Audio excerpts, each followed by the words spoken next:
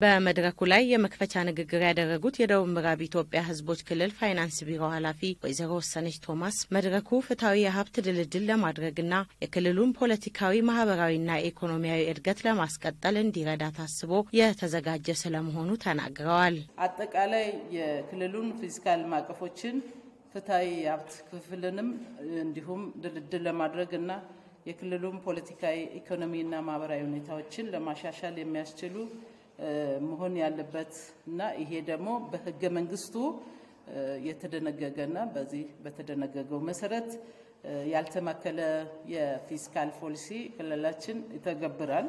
ይሄን በሀገሪቱ ህገ መንግስትም የፈቀደና በክልላችንም እየተተገበረ ያለው ነው። በየአመቱ ያልተማከለ የፊስካል ማዕቀፍ አስቀርበው የክልሉ መንግስት በሚነድፋቸው የክልሉ የልማት እቅድ ስራዎች ላይ እንዲውል የሚጠበቅ ይሆናል። የክልሉን ውስን ሀብት አመጣጥኖ ህብረተሰብ ተኮር ልማትን ለማፋጠን እንደሚገባ የገለጹት ወይዘሮ ወሰነች በጀቱን ለታለመለት ዓላማ በማዋል መደልደል አለበትም ብለዋል። በክልሉ የሚተገበረው የክልሉ የፊስካል ማዕቀፎች ብለን ስንል የገቢና የወጪ የበጀት አስተዳደር ስርዓታችን በሚመለከት አጠቃላይ የክልሉ ማዕቀፍ ይመራል። በዚህ መሰረት የክልሉ መንግስት በቀጣይ ዓመታት በልዩ ልዩ አስተዳደራዊ የልማት ወጪዎች፣ ማህበራዊ ልማት፣ ኢኮኖሚያዊ ልማት፣ ሰብአዊ ልማት ወጪዎች ላይ የሚለውን እንደ ኢኮኖሚ ጠቀሜታቸው በማየት እንዲሁም የአጠቃላይ የክልሉን ገቢ ታሳቢ ያደረገ የበጀት ድልድል የሚያደርግበት ነው።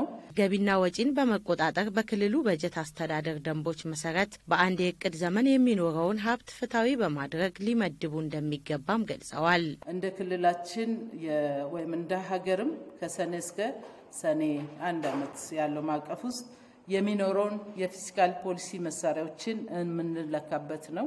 እንዲሁም የመንግስት ሀብት ለማስተዳደር ለመቆጣጠር የሚያስችል ነው። የክልሉ መስሪያ ቤቶች አንዱ የክልል ምክር ቤት፣ ጠቅላይ ፍርድ ቤት፣ ዋና ኦዲተር፣ ብሔረሰቦች ምክር ቤት እንደዚሁም ደግሞ ሚዲያና ኔትወርክ ተቋም በክልላችን የተመሰረተው አጠቃላይ በዚህ ሰዓት ላይ ውስን የሆነውን ታሳቢ ያለውን በጀት ታሳቢ በማድረግ ካለን ውስን ሀብት አንጻር ደግሞ ከተቋማት ጋር ድርድር በማድረግ በጀት ሰሚውን የምናይ ይሆናል። በመድረኩ ተጠሪነታቸው ለክልሉ ምክር ቤት የሆኑ ተቋማት የ2018 በጀት ዓመት እቅድ ቀርቦ ውይይት ተደርጎበታል።